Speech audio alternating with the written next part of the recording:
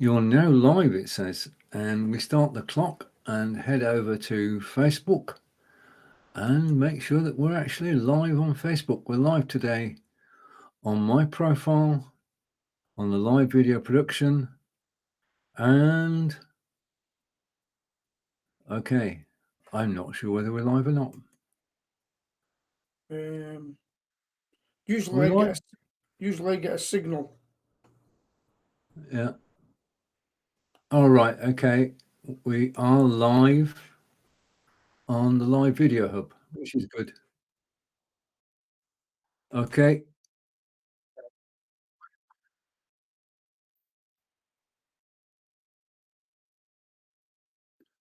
Okay. Let's stop that. Let's stop that. Come back to the studio. The clock's finished. So in 5, 4, 3, 2, 1. Good morning, Peter. Morning. Hello. Right. Okay. Welcome to the show, everybody. If you're seeing us for the first time in a long while, welcome, because we're live on my new profile today. So welcome to the show, Blowing for Britain, episode 362. Right. Let's hide the card and get to the usual position. I'm just going to change the settings, and there we are. Right, now the major thing to happen yesterday, Peter, was something you've been speaking about for a while. Yeah, well, just put this down, sorry. Nicola Sturgeon's resigned. You did? Quite interesting. Now, you may be thinking it's because of the transgender situation. Well, Okay. basically, I think it all got on top of her, and she couldn't see her way through. But I don't know. You're closer. Right, okay. So there's other things in the background as well, right? And it involves a lot of money that can't be accounted for. Mm-hmm. You're an accountant. Mm-hmm. Yeah. Now, why would the man that's in charge of the treasury for the party or whatever a couple of years ago, why would he leave when he couldn't get an answer with regard to where is the money that we got for X? Yeah. And nobody would give him an answer. Mm-hmm. So he resigned. Now, that was a while back. Yeah. Her husband, Peter Morell, had put money, he said it was his own money, into the party. Mm-hmm. So there's something going on. I do believe that the police are involved, from Right. what I've picked up, and there may be other personal things. I'll take this. Okay. Just a minute. Let's hide Peter. Morning, John. Good morning. I may have to do the same and answer the phone because I haven't had a reply. I've hung Celia's phone more times than you care to think about, but she hasn't picked it up yet. But that could mean she's with the doctors or anything. Yeah. Okay. Understood. Yeah, we're just talking about Nicola Sturgeon and her resignation yesterday. The human side of me thinks, well, Jacinda did the same in New Zealand. I think people are beginning to realise there's more to life than being a politician. On running out of steam and things as well. Yeah. Yeah, I think so. I mean, from an English point of view, as far whenever we saw her, she was competent, focused, and knew what she wanted to do, and most of the time actually got it done. But we're watching from England, where Peter is actually up in Scotland, and he'll know more. I'm waiting for him to come back. He's doing a load of pointing at the moment. I can see his image in the bottom of the studio. Yeah. He's obviously whoever he's talking to. Probably won't. Yeah. Okay. Now, these are difficult times, and our thoughts are with you and Celia, John.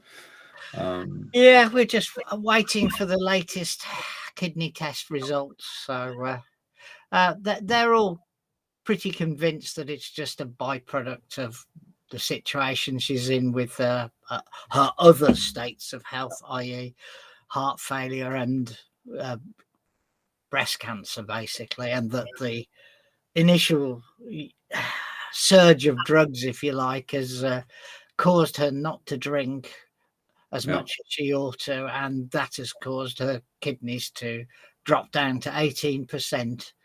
But 18% isn't terrible, okay? It sounds terrible, yeah. But I was speaking to my friend Lee this morning, and his went down to 5%. He did have to have a kidney transplant, but apparently she's on fluids 24 hours and drinking as much and eating as much as possible, and the antibiotics, because she's been there since Monday, the antibiotics have allowed her to eat a bit better now because her throat was completely swollen. When we went into A&E, because that's what happened, the team told me to take her into A&E, so we went to A&E. They then shuffled her out of A&E because obviously she's very vulnerable because she's on chemo, and then about an hour later the oncology team, which is the cancer team, came down and slapped her wrist and told her that she's not to misbehave by not drinking, and if she's got a problem she's to say so, not sit on it, etc. And then we saw just the standard, they took her vital signs and they were all fine, but then we saw a doctor rather than nursing staff, and he was convinced she'd got tonsillitis. This was like 5 hours after we'd arrived in A&E. And then he got his boss to come down. That was another 3/4 of an hour.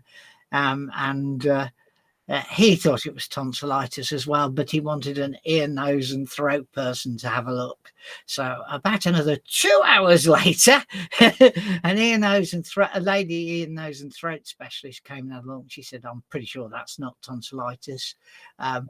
But I'm going to get my boss to come and have a look, but he's going to have to come down off the ward. That wasn't actually too long. It was about 3/4 of an hour roughly. And he came down and he laughed and said, no, that's not tonsillitis. It's mucositis, which is basically the chemotherapy stuff is breaking down the membranes in the mouth, and it had made her tongue swell as well. She's had intravenous antibiotics as well as some antibiotic tablets, and that's cleared up significantly, which means she can drink as well as have it forced into her arm. So we're just waiting for yesterday afternoon's blood results. But haven't been able to get hold of her this morning, so not quite sure what's going on. So if it rings... If it rings, then I will be disappearing off the screen. Okay. Yeah, understood. Yeah, indeed. It does mean she's currently got atrial fibrillation, which is her heart issue, which is an electrical fault on a valve. It just doesn't beat normally. Goes like this. And it's an outgoing valve as well, which doesn't help matters. She's got the breast cancer itself, and she's got kidney issues all at the same time. So she got worse, but then got better, if you like. So she was in A&E until about 8:30 on Tuesday, having arrived in A&E at just after 3:30 on Monday. She was then found a bed in an assessment unit, and I'll tell you all about that afterwards. And then she was moved to a proper ward in the evening. So she's been in the proper ward a day and a little bit now. And that's where we are. I just hope the phone rings in a bit and she rings me back. Yeah. My other hope, of course, is that as she's not answering the phone, is that she's actually getting some sleep, because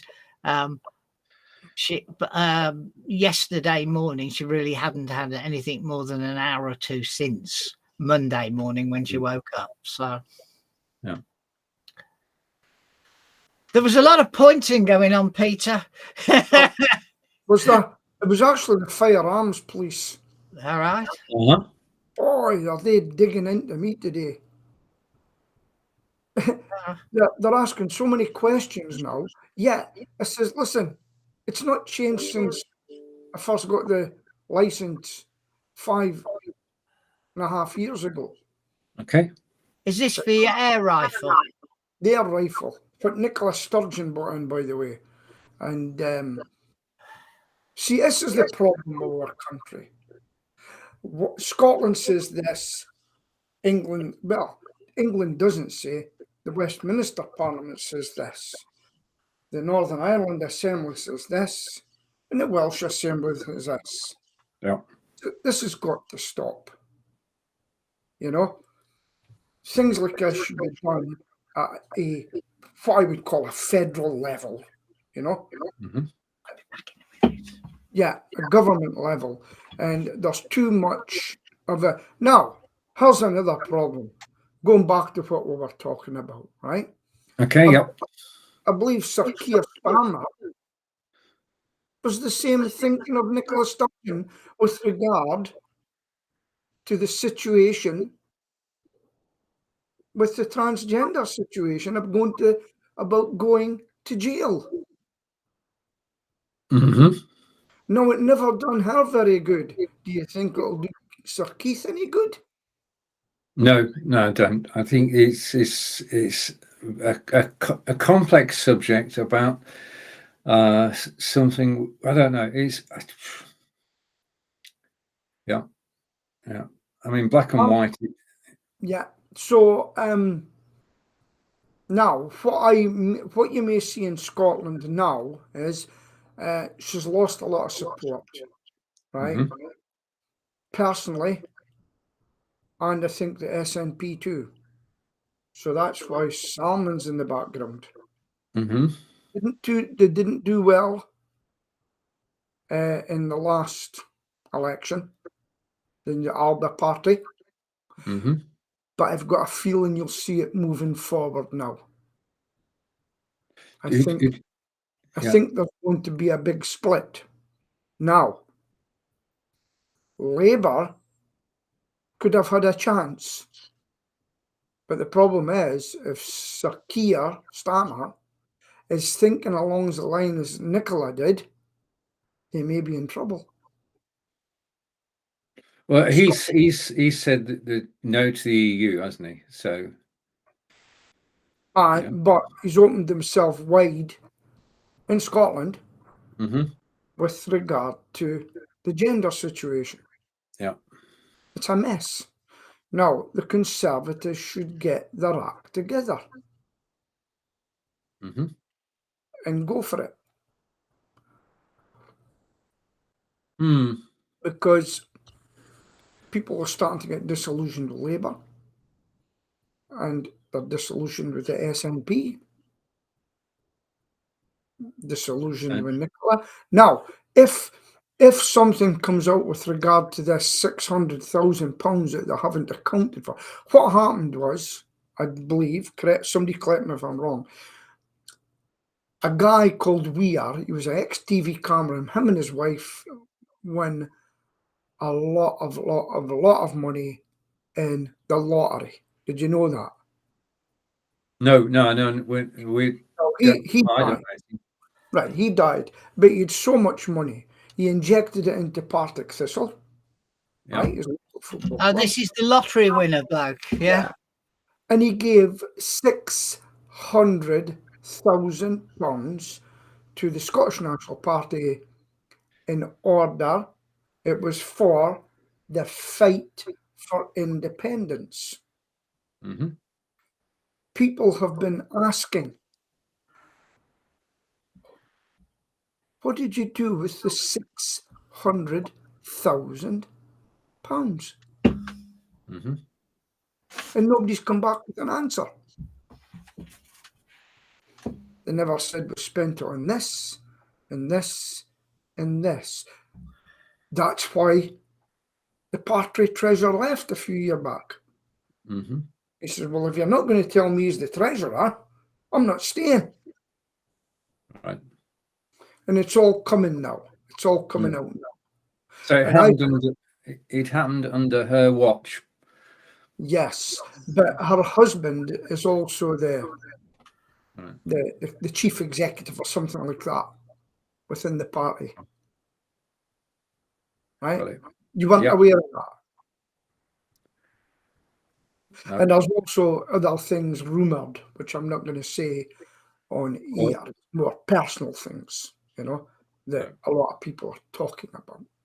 Yeah. No, we don't want to be taken off air. No, and there was seemingly an injunction put in place. Yeah. So I've not said anything of what it was, but that's the rumour mill at the moment. Right, British Gas have trebled their profits to 3.3 billion, whilst we've been paying more for our power. Do you think there's a connection? It's an absolute disgrace. Agreed. John? It's a monopoly. No, we. It is, yeah. I mean, basically, there are resellers, but they're actually reselling from a national grid, etc. Yeah. I believe there's a new one just went bust as well. Mm-hmm. Okay, I'm just checking. It's Centrica that's tripled their profits, isn't it? Which is the parent company of British Gas. Yeah, British. Yeah. Also, the parent company is the RAC as well. Oh. I'm with Scottish Power, and I feel ripped off, but I can't believe how much they say I used. I can't work it out. My electric usage is down by 45%. Yeah. Yeah. Because we've been careful on everything. Yeah. My gas usage is up by 28%. And we haven't had the central heating on anywhere near as much. And we've had the temperature down from a comfortable 20 to 18, Yeah. I think that the system itself is too complicated for us to work out. Some of us, Yeah. And we've got money. Sheila tells me we've got money sitting in there. I have as well. Yeah, and they say, but you'll need it for later. And we're not talking tuppence here. We're talking over 500 quid. Yes, yes. And that 500. So I think, but they say, but if you don't pay that way, it's going to be 10% dearer. Well, that should be abolished. The thing is, when we get to next month, I won't have because I only get billed quarterly. Yeah. Yes. I won't have 500 quid to £20 sitting in account. I'll have £840 sitting in the account. Well, and now its usage is plummeting for everybody because the weather's turning. Yeah. Get your money out, take it back. You can do that. They try and resist it seemingly and just say, no, I'll pay you when it's due. You know? No, but there shouldn't be so the government shouldn't be allowed, they shouldn't be allowed to I don't know what the percentage is. They shouldn't be allowed to put that. And I'll tell you who I see, the poorest people we're putting in this box for you, right? And you'll be paying a lot more money for it as well. It's a damn disgrace. Now, I didn't believe in although you know who I voted most of my life, not anymore. I don't believe things like that should go. I think that should be under public control. And all pay. There should be no real profit in gas and electricity. They are necessities, and I agree with you, Peter. John? Yeah. And the same for water was what I was going to say. Yeah, well, we don't pay. Well, do we pay water rates up here? No. And it's Well, mine like, are 600 plus a year for my yeah, water. 60 cents. Oh, I can't remember what it is. I think it's yeah. about £80 a month, but you only Yeah. pay for 10 months of the year. So it works out about 60 something. But the problem is, as well, when you go back to things like, do you remember the Great British Rail Sandwich? Curled up at the edges. But, you know, that was catering, and catering in all sorts of places was Yeah. awful in those days and isn't today. Mhm. You know. No, they should nationalise the railways and power and Well, water. Everything that was sold off. if you look at how many of the contracts that the government have taken back, it's halfway to being nationalised anyway. Yeah. And it's the same in Scotland. Look, I pay £1 to get to Aberdeen, to Glasgow, or Dundee, or Edinburgh. £1 on the way down. Well, in fact, £1 return. Okay, it's actually free. Now, it is getting paid for because the bus routes are getting paid by the government. So really, it is nationalised. And if it's not a busy route, they'll say, "Oh, we'll have to take it off. It's costing us too much in diesel." They'll just say, "Keep it going. We'll give you the extra." We have a single decker bus that passes the house once an hour, right? Yeah. If there's more than 5 people on it, it's time to hold a party. Yeah. It's on its 4th operator in 3 years Yeah. because they all give it up because they can't make any money. No. And that's no. I've been a bus driver, and I used to do the country routes as well. And it's a lifeline for people. Mm. I mean, Yeah. I even used to carry coffins in my bus, you know, to the Undertaker out in Tarvis, which is away north of Aberdeen, away in the middle of nowhere. One night, it was a really dark night, and my only passenger was a coffin. I was terrified. I was no. It was wrapped up in a brown paper, you know. Uh-huh. And that's what happened. The local undertaker would phone down to the big funeral director and buy a coffin from them. That's how it worked. The local joiner didn't make them. He bought. They were empty coffins. Okay. Yeah. So the first night Celia's in this proper room, and Tom, my lad, had come with me because he's only allowed an hour visiting of an evening. It's ridiculous. Yeah. And he stood by the window, and you could hear this noise. And Celia says, because you can't, get to the window because she's all wired up and everything. What's going on out there? You don't want to know, Mom, because when you look out the window, there's a private ambulance pulled up into a small courtyard, and it was being loaded up. And the same happened yesterday morning when I stood by the window. A private ambulance rolled up, just a Ford Transit van with a rubber floor, to be honest with you, and they slid the coffin in, and then they put some posts in to stop it moving backwards. Yeah. Well, I actually put They've got to do it somewhere, haven't they? She just didn't want it outside her window. I actually put a post out yesterday. I said, "Why do I keep seeing funeral plans coming up in my timeline?" You've only got to look at one somewhere, and that's it. Oh, excuse me. Yeah, they're watching how long you spend looking at something, and the longer you spend, the more you'll see.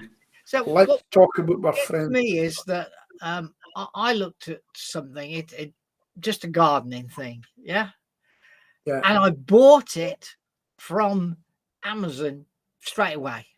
Yeah, no problem. For 2 weeks now, Amazon keep telling me to buy this thing, even though I bought it. It really pees me off. Well, anything exciting, by the way. It was a sieve. Yeah, tracking cookies, evil. Yeah. Now, the other thing to tell you about. If I keep yawning, by the way, it's because I've had hardly any sleep since Monday. So. Yeah, I know the feeling. Right, so we're all having Facebook problems at the moment, and I was really at the end of my tether yesterday, because I'll just go in, and I don't know what they're going to do to stop this, but I got it's maybe in this one, I got a message, attention, a yellow exclamation mark with a triangle, Yeah. right? And it says you've got 24 hours to stop your page. And it said, excuse me. And it's obviously, and then I clicked on it to see what it did. Then it said, you had to put all your details in. I said, you Yeah, think it's a scammer job. yeah. And basically, I am absolutely getting fed up of it, you know? And Facebook needs to get it sorted out. If I get any more messages, any more things posts saying, run your finger over this so that, and I think, are you a complete idiot? You know, Yeah. just go and check Snopes and find out that you're just being sold a pup, you know? It's crazy. People are just silly, aren't they? No, I've got to say, Facebook, I put out a Facebook advert just recently, and I'm going to let it run long term,